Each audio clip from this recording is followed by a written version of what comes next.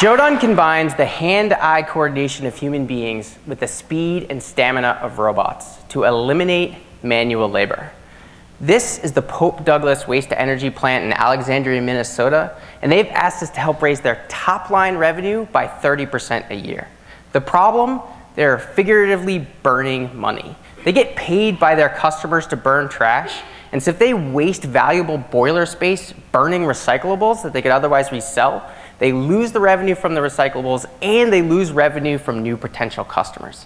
Additionally, they're facing a tough 75% recycling goal in Minnesota, but today they're only at about 50%. And of course, the EPA has strict standards on what's allowed to be burned and what's not allowed to be burned, like batteries, electronics, and light bulbs. And of course, this isn't a problem that only they face. Today, we spend over $36 billion a year burying and burning trash. So with this obvious market opportunity and this obvious problem, why not get humans in there to pick through the waste? Well, the problem is they're too expensive. Less than 1% of trash today is sorted by human beings because their pick rates are too slow, below 400 picks an hour, which would make it cost over 50 cents an item per pick. So why not get robots in there, right? Robots are fast and strong and low cost, but the problem is they're too dumb, right? They can't handle the dense machine learning environment. They can't tell the good stuff from the bad stuff. So what the market needs is a hybrid, the best of human intelligence and the speed and stamina and efficiency of robots. So that's what we built. We built a platform that asks the human being to solve exactly the problem that the robot can't solve, and we take the rest of the work and hand it off to the robot. And the robot never complains about the smell. We patented this technology, and we are in the lab seeing pick rates of 2,500 picks per hour, which is 8 times faster than a human being, and a cost per pick of 12 cents. And we're at success rates of about 95%. So right now we're moving from the lab and we're heading to Minnesota to deploy this at Pope Douglas. And to eliminate costly installation and to eliminate impact to the plant, we're doing it with these shipping containers that you see here. See, we've pre-installed the robots inside the container. So we've created a safe environment for the robots, and we've allowed the humans to stay outside and far away. And everything has been pre-configured so there's no costly installation. But we're not stopping there.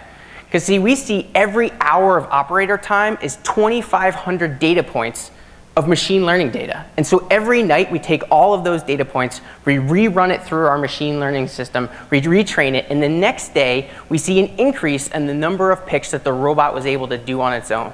We project over the next 5 years, an 80% reduction in the amount of human hours required to do this job. We make the average waste-to-energy plant $34 million in new revenue each year. And because this is a brand new revenue stream, they're willing to share 50% of that with us, which is $17 million per customer per year. So after we crush the 89 waste-to-energy plants, we're going to expand to the nearly 2,000 landfills in the United States and the nearly 6,000 transfer stations for a total addressable market of nearly $12 billion. But we're not going at this alone. This is a blue ocean for robotics. There are no robots in this space, which means that the robotic manufacturers are extremely interested in partnering us to use our software to deploy in these environments. And so they're providing us with free hardware to use for our customers. But ultimately, we see this as just the tip of the manual labor iceberg. Right now, today, $26 billion is spent doing this for an e-commerce site, picking something up and putting it in a box. Construction spends over $200 billion. Manufacturing, the leader in automation, only has a 10% automation rate, and in the US alone spends over $300 billion on manual labor. So this is the team that's making it happen. I'm Cole Parker, the CEO. I have 15 years of software as a service development experience. My co-founder, Mike Rivera, is a former consultant who has honed our product market fit, and David is our PhD who is constantly pushing the envelope on machine learning. So we're headed out next week to Minnesota to install the robots there. We have 5 other Minnesota clients, but we kind of think that Seattle should get to take advantage of this technology. And so if you're a Seahawks fan and you would like to go to the next Seahawks game and see Jodone sorting through your trash, then why don't you come by and see us after the event. Thank you.